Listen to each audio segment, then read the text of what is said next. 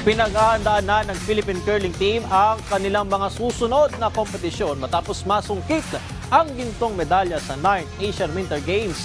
Yan ang ulat ni teammate Jamaica Bayaka ng PTV Sports.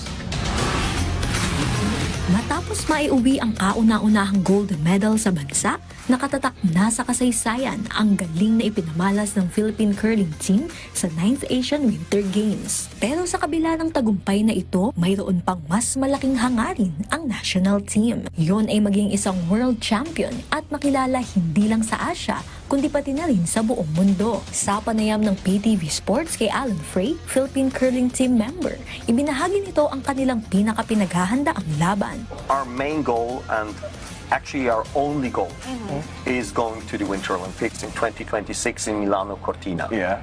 So that's has been the goal from the beginning. It's still the goal today. This is just a nice side effect, but the goal is to go to the Winter Olympics.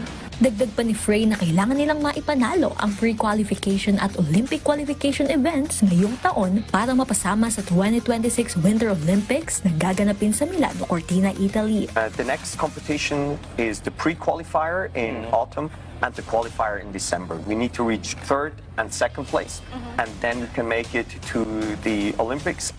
Naniniwala rin ang 42-year-old curler na malaking bentahe ang kanilang team chemistry para maiuwi muli ang kampyonato. It's a team sport, and I think that's one of our main advantages.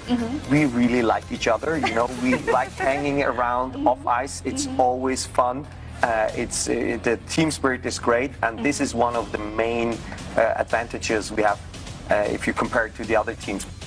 Kung makakapasok ang Pilipinas, mag-uukit muli ito ng kasaysayan bilang kauna-unahang Filipino representative sa Winter Olympics.